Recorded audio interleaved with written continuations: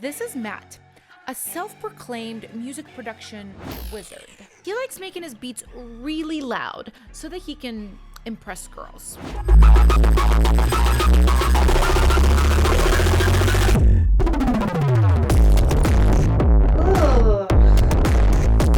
And he also likes to record those same girls singing on his beats. Except when he does, it sounds like this. I might be losing all I had, but I'm finding what I need. If you're a producer like Matt, wondering why none of the vocals you record have that glossy, sexy polish, if you're an artist who records themselves sing, or if you're a music fan wondering how your fave sounds so good, stick around, because in this video, I'm gonna take singing that sounds like this. Sometimes it tastes like gold, but it's rotten. And use the magic of vocal production to make it sound release ready. Yo, Alina, bro, check out this sick beat I just made. Open my eyes, let my tears crystallize. I'm switching focus.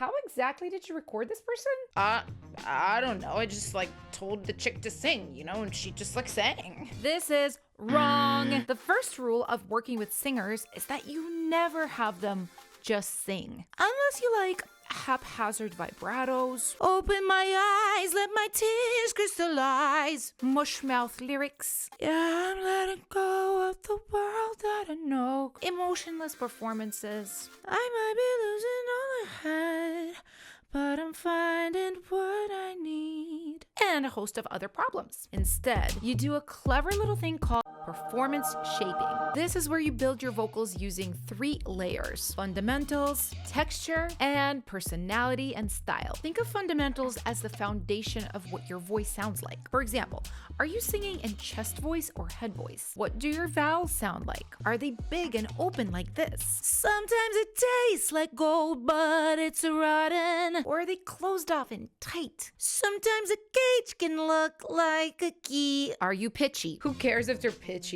I can always make them sound fire with autotune. I might be losing all I had, but I'm finding what I need. You never want to rely on autotune to fix singing. It should be more of a cherry on top, not the whole cake. Instead, try recording your song in chunks, small, manageable pieces, so you can focus on getting as good of a pitch as you can without any tuning. Sometimes you learn to swim when you're sinking, fumble your words to find clarity. Sometimes you learn to swim when you're sinking, fumble your words to find clarity. But listen, singing with precise pitch is a skill that takes a while to develop. A really good exercise is to sing along with your favorite songs and match your faves' performances. And it's much easier when you have an a cappella of their voice, which is where you can use the sponsor of today's video, LaLal AI. This website gives you an ability to not only separate background music from vocals, but also background vocals from leads. I've never actually seen that before. Just to show you, I'm gonna upload one of my tracks here. And so the original song sounded like this.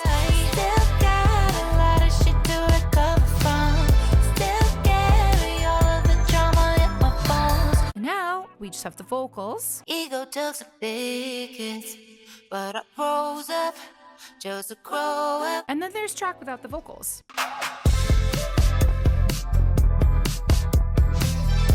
Oh, and okay, so here we can separate the background vocals from the leads, which is so handy, especially if you're trying to study an artist's style and you just want to hear their lead without the backgrounds. This could be really cool.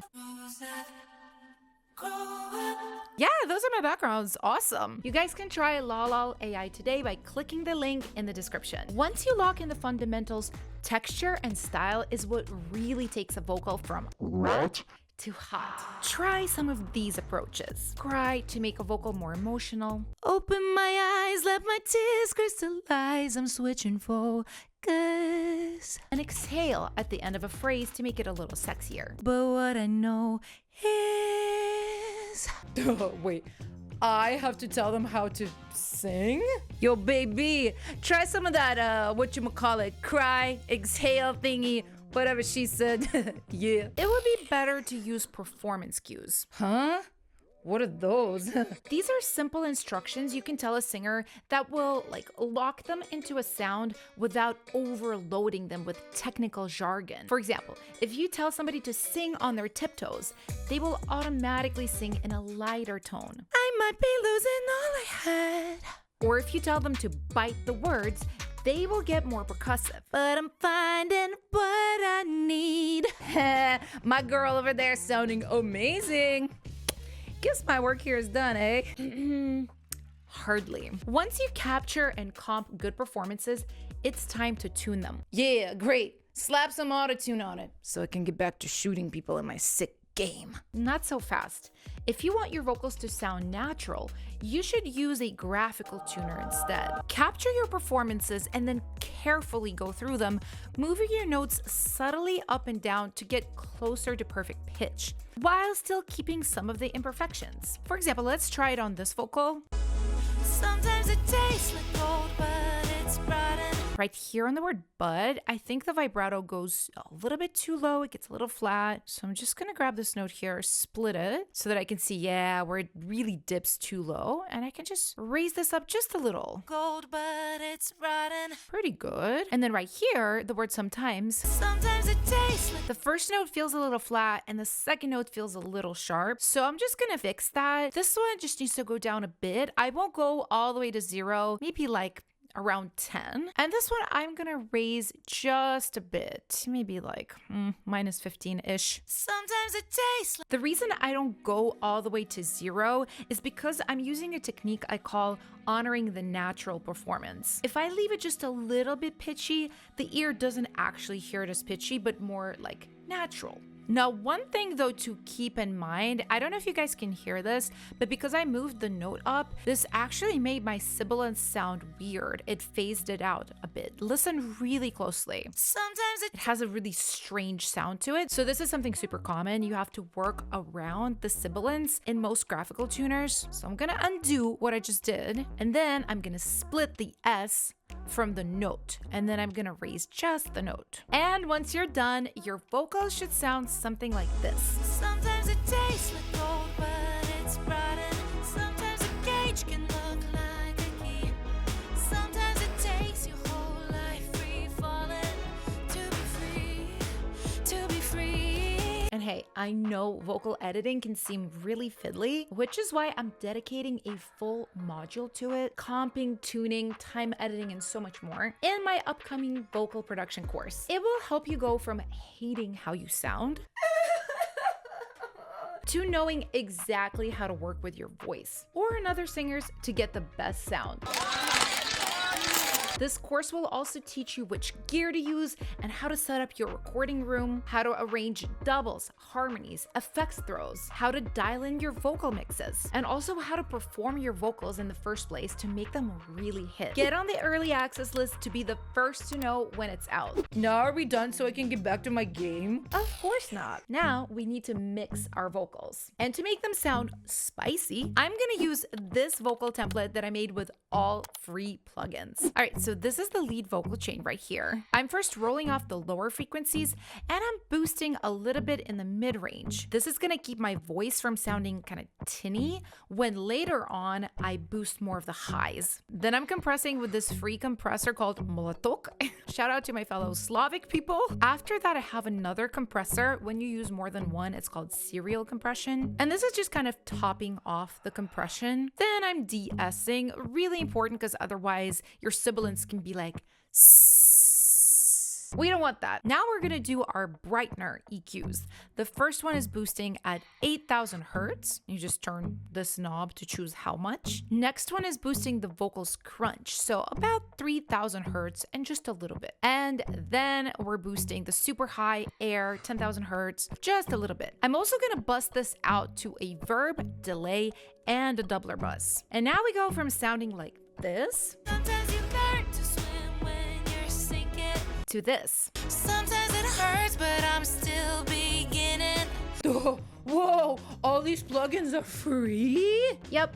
And I have a free guide on exactly how you can set it up. It's in the description. Yo, Alina, bro, are we done? My favorite YouTuber just posted. I want to watch it, okay? He'd be better off subscribing to my channel, considering how his music sounds. And speaking of subbing, hit that subscribe button and that like button too. It really helps out. But we're not quite done. The best way to elevate any vocal production is by adding vocal layers. For example, we have this moment here that I think could be really cool stacked up with some doubles. Lights weaken, but I see them. It sounds nice, but I think it would be even nicer with some doubles on it. It sounds so wide and saucy. Doubles are when you sing the same melody as the lead 2 or more extra times to make it sound thicker. Now let's add some background vocals. The simplest type of harmony we can do is a union harmony. It sings the same lyrics and rhythms as the lead vocals, just different notes. Learn to swim when you're sinking. Fumble your words to find clarity. Sometimes it hurts, but I'm still beginning. And now let's add a different harmony type. I'm thinking a response harmony. This one usually repeats something catchy from the lead and sings it with a different rhythm. Here, I think it should be the word free. To be free, to be free, free. Now let's add some effects throws. I'm thinking we can kind of double the lead with a weird sounding reverb. I might be losing all I had. I might be losing all I had.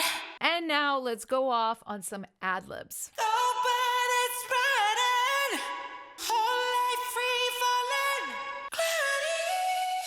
These steps are exactly how we can go from our vocals sounding like this. I might be losing all I had, but I'm finding what I need. My current pieces are the best, but I'm learning how to be. I'm beginning to be. I know that I can be free. Sometimes it tastes like gold, but it's rotten. Sometimes a cage can look like a key. By the way, this song is now out on all streaming services. You guys keep asking me to release songs from all of these videos I make, so here you go. Go stream. If you like this video, I have another one right here that I think you'll really enjoy. I'll see you next time. Bye.